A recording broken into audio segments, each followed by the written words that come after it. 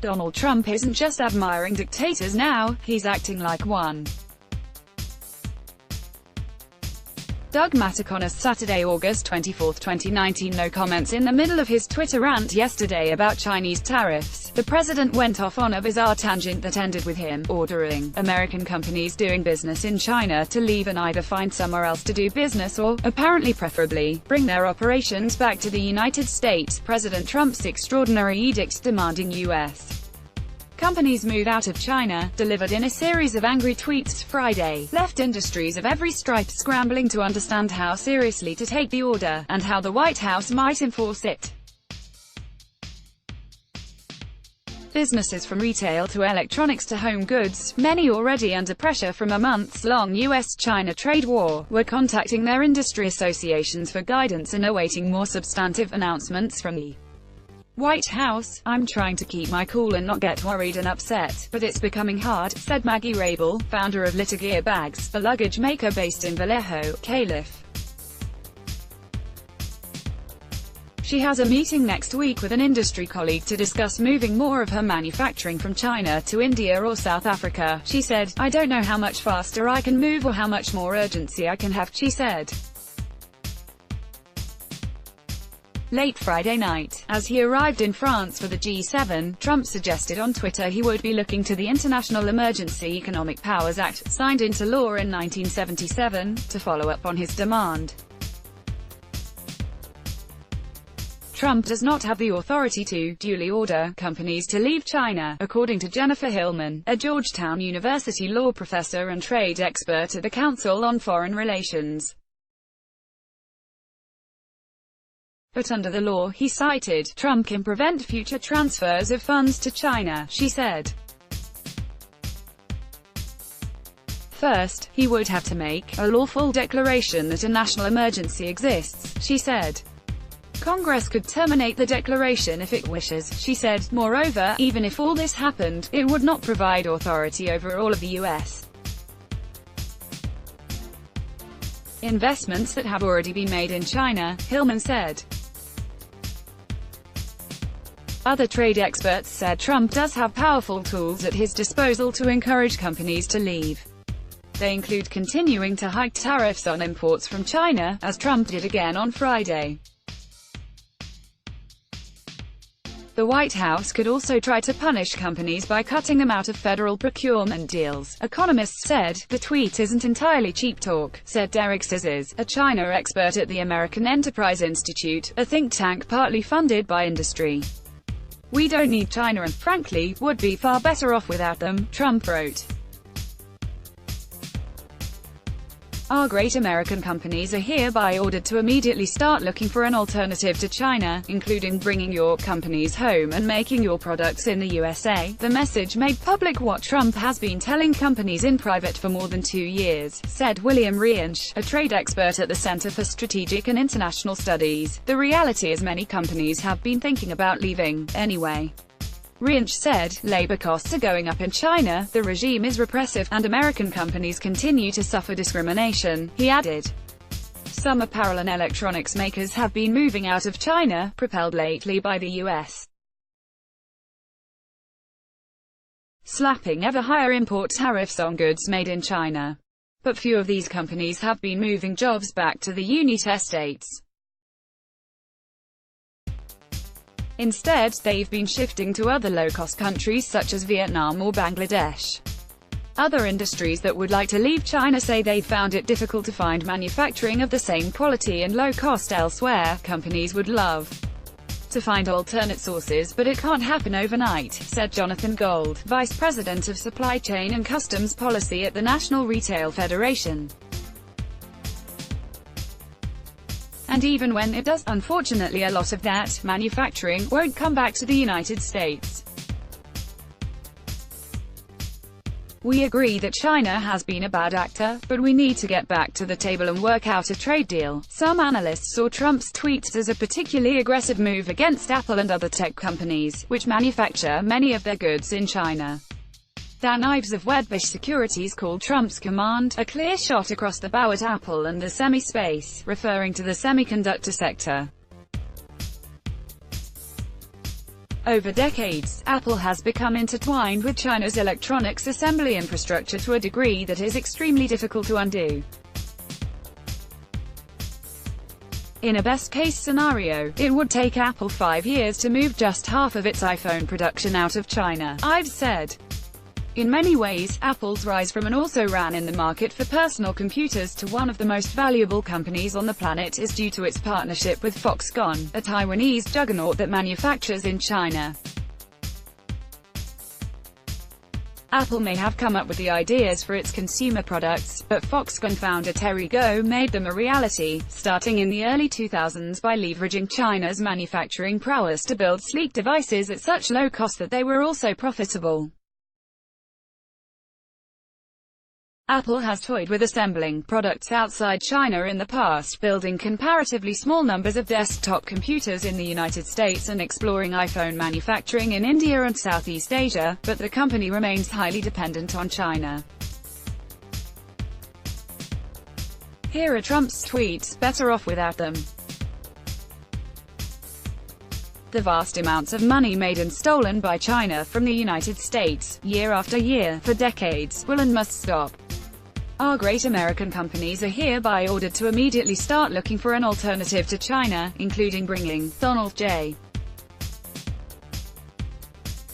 Trump at Real Donald Trump, August 23, 2019, all deliveries of fentanyl from China, or anywhere else. Fentanyl kills 100,000 Americans a year. President Xi said this would stop, it didn't.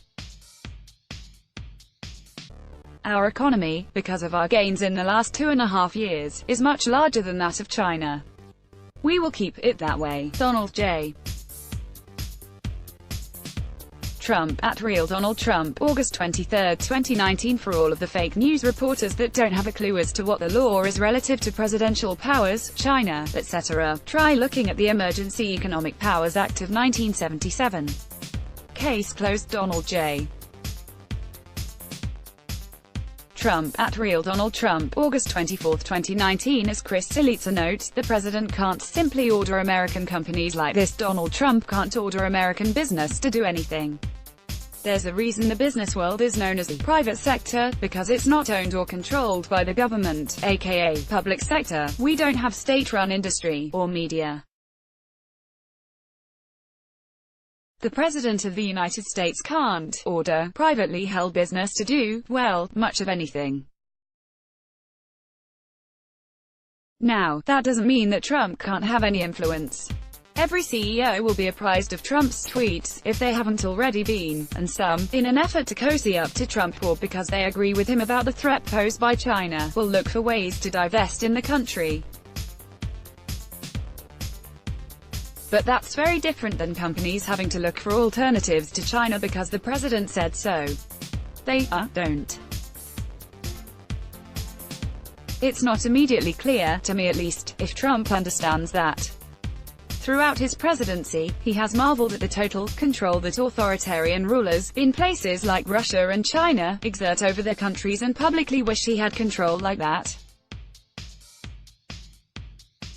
He has shown a willingness to trample on the traditional dividing lines between the White House and the Justice Department, expressing frustration that the Attorney General and his staff aren't pursuing the investigations Trump wants them to. And on it goes. He publicly bullies the Federal Reserve Chairman for not lowering interest rates fast enough. What is clear is why Trump is doing this. He's attempting to exert control, even though he has no actual authority to do so, over a situation that he feels he is losing control of. Remember that Trump infamously tweeted in March 2018 that trade wars are good and easy to win. The ongoing trade war with China has been anything but. It has led to a yo-yoing stock market and is now fueling growing concerns that the hard-chugging economy was showing signs of slowing, with some analysts seeing signs of a potential recession on the horizon. Trump knows that if the economy goes south, or is perceived to be stumbling, he is in deep trouble in 2020. The economy's strength has always been Trump's best chance of winning a second term in spite of his low approval numbers overall.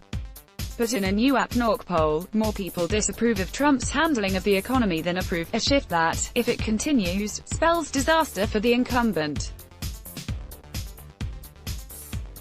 He also knows there are a limited number of levers he can pull to change things. It's why he is throwing absolutely everything against the wall, like a payroll tax cut. Or maybe not, and why he puts out tweets like he did on Friday in which he tries to assert control over something on which he has no formal control. It just makes him feel better, more in control of a situation that, in reality, he isn't in control of at all. The law that the president cited in his tweet last night as he was preparing to take off from Joint Base Andrews for the G7 summit in France, the International Emergency Economic Powers Act of 1977, authorizes the president to regulate international commerce after declaring a national emergency in response to any unusual and extraordinary threat to the United States which has its source in whole or substantial part outside the United States. In the past, it has been used in such notable cases as the Iran hostage crisis in the early 1980s and the crisis in the Balkans in the 1990s, as well as in connection to other international crises. In that sense, it is basically the international equivalent of the National Emergencies Act of 1976, which President Trump is purporting to use to divert money allocated to national defense to build his border wall. Like the 1979 Act, any declaration of an emergency under this act can be blocked by congressional action. Additionally, it's rather obvious that any move like this by Trump, which would be much more far-reaching than any previous president's use of their authority under the law, would most likely end up in court before it even went into effect. Regardless of whether or not the president has the authority to do what Trump is threatening here, the fact is that disentangling the American and Chinese economies would be far more difficult than he likely realizes. Shanghai. In the space of 24 hours, President Trump ordered American businesses to leave China and suggested in a tweet that he has the authority to do so. Whether he has that power is a question for Washington lawmakers and lawyers. Perhaps the more important question is whether severing American businesses from China is at all feasible. At least in the short term, it's not. American business is deeply intertwined with China, and untangling it would be messy and potentially destructive for the global economy. On a long-term level, a shift is already underway. American tariffs and growing tensions between Washington and Beijing are forcing many companies to rethink their reliance on China. But China's convenience and its vast and growing consumer market make it difficult for many businesses to abandon China entirely. We're seeing companies redirect investment, and it's because of the uncertainty, said Kerr Gibbs, the president of the American Chamber of Commerce in Shanghai. I don't think it's because they are abandoning the Chinese market. Factories are already leaving China, as Washington and Beijing impose higher tariffs on each other's products. But Mr. Trump's latest threats have further alarmed American business leaders that changes in trans-Pacific trade relations are moving faster than they can adapt. Business is pretty numb about all of this, said Rufus Yerscher, the president of the National Foreign Trade Council, a Washington-based business group. They're in shock about how badly this has all started to go. However, the process is slow and difficult. Companies like GoPro and Hasbro have openly discussed setting up shop elsewhere. Not all of the companies shifting operations are American. Danfoss of Denmark has relocated some production of heating and air conditioning equipment to the United States from China to avoid tariffs, reduce transport costs and limit shipping-related emissions of gases that cause global warming. Others have sharply cut back their operations as the Chinese economy has slowed. Ford, for example, has seen its car sales in China wither and has responded by laying off thousands of contract workers. Still, relations between China and the United States may improve someday, perhaps after Mr. Trump leaves office. If that happens, companies that have moved their supply chains could find themselves at a competitive disadvantage compared to those that have stayed in China. Different industries face different dilemmas. Low-wage, low-skill industries like shoe manufacturing, toy making and apparel production have already shifted toward Southeast Asia or places like India or Bangladesh because blue-collar wages in China have soared eightfold in dollar terms over the past 15 years. Other sectors, notably electronics, are finding it more difficult to cut ties. China dominates production of a vast array of components, with multiple companies bidding aggressively to supply practically anything a company might want. Even Vietnam, despite its proximity to China and the strong presence of electronics giants like Samsung, does not yet have a well-developed supply chain for electronics. The article above goes on to discuss other difficulties that make it unlikely that American companies will ever completely disentangle from China and less likely that, if they did, they would choose to or be able to come back to the United States. In addition to those, though, there are good reasons why we don't want to see the American and Chinese economic relationship, which has benefited both countries for the past 2 decades or more, completely dismantled. For one thing, despite the rhetoric of the president and other trade restrictionists, this relationship has greatly benefited both economies over the years, even as China becomes more prosperous and a less likely source for cheap labor. It will continue to do so in the future, both as a source of customers and suppliers for American businesses and a producer of goods for the American and international markets. Additionally, the more closely intertwined our nations are, the less likely it is that we'll see conflict in other areas that could lead to more serious confrontations of the diplomatic or military variety. Good trade relations have long been a source of more peaceful relationships between nations, while protectionism and mercantilism, which is essentially what the president's policies amount to, has led to misunderstanding, rivalries, and conflict. That would not be in our interest, and it would be in China's interest either, regardless of what the leaders in either Washington or Beijing might think. Leaving aside the legal and practical questions that this declaration raises, the mere fact that the president would even raise the possibility that he thinks he has the authority to order American companies around like this is a fairly stark demonstration of just how he views the powers of the presidency. What he's proposing here is something that no other president has even come close to claiming he has the authority to do, and the language that he uses, "I hereby order," indicates that this is no joke on his part. He truly believes that he has the authority to direct the actions of American companies in this matter and that he doesn't even need to ask Congress for the authority to do it.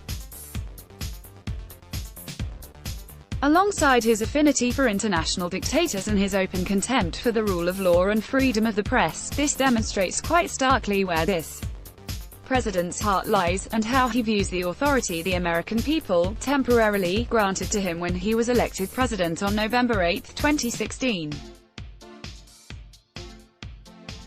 In his eyes, that authority means he can do whatever he wants without consequence and without any real regard for statutory or constitutional limitations.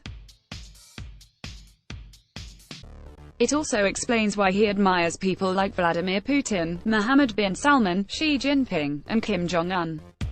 He admires them because he wants to be one of them, and these latest tweets are just another demonstration of how dangerous those impulses can be when the presidency has expanded far beyond what the Constitution intended and Congress has ceded so much of its authority to an executive branch all too eager to take it.